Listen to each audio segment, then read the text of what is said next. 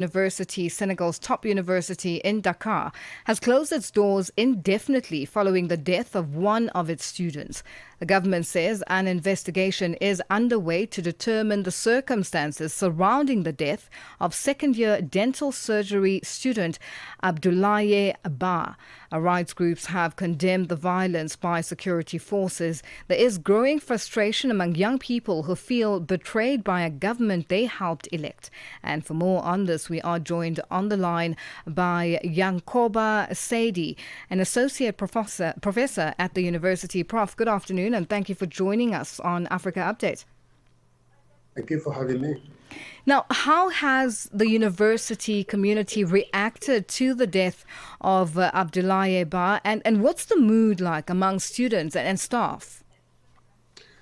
Thank you very much. First thing to address is the university is not closed indefinitely. This is only the social campus which is closed, which is because the day the process took place, this was the only place which was open to police forces to enter, and this wasn't the case for the education where we are currently. This is open. Of course, there is no class at this moment, simply because when the students have to have their classes, once they are off, they have to go to the social campus, where we have student services, restoration, and everything, and that restaurants and that. But this is not the case now, and for that reason, the mood, as you said, mood is very, very different. The campus, even here, the educational campus is extremely, there is no students, so to speak. Everybody is back home, and administration is here.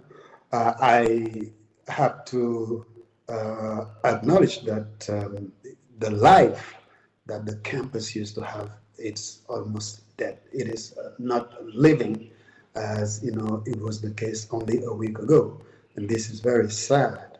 I remember the first day I talked to your colleagues.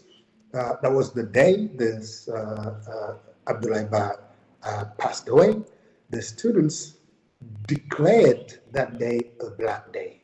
A black day because this was in remembrance of what happened in another university in Senegal, which is Gaston Berger University in the north of the country, where in May 2018, another student died in the same conditions. Protest, about scholarship which were paid, and at the end of the day, a student lost his life.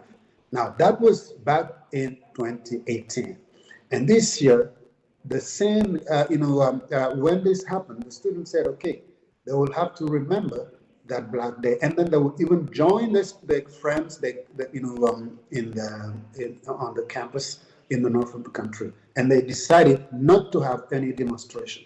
What they instead decided was to go to the restaurant and have what they call journée sans ticket, which means to have access to the restaurant without paying anything. Of course, there is no violence, but they will eat without paying. And when the government had the press conference, the news conference, the Minister of Home Affairs said that they decided to send the police into the campus simply because they got intelligence saying that the students not only decided to eat without paying, but if ever they have to face opposition for that, then they will be destroying the restaurant infrastructures. And for that reason, the Home Affairs Minister decided that, they had to take early measures and send the police there, so to prevent the students from doing that. And that resulted in what everybody knows, clashes in a day which was supposed to be a day without violent action. And that's why when what happened, everyone was taken aback because we did not think this could happen in that day. The students decided that on the following day, which is Tuesday, yes, they would demonstrate if ever the situation did not, find a solution. But not on Monday. They all said this. It was very clear to all of us. They declared this on the radio, in the media. Everyone received this information. And that is why nobody understood the measure of sending the police forces inside the campus, knowing that this always results, in violent crashes, and the images are simply not, bearable. Now, there was a meeting yesterday with the Vice Chancellor. Can you give us an update as to exactly what unfolded and what is the plan of action going forward? The meeting that took place yesterday, was the academic council that decided, to suspend the students' organizations for a certain time, and with the precision that the educational activities, should continue, and that shows that the suspension of the closure of the social campus should not last long, because by the time these sad events are taking place, we went through, in 2023, 9 months of closure of the university because of political tensions. And this, to be honest, had a very, very, it was a very big blow in the university calendar. And then the academic year was completely, disrupted. And by the time things are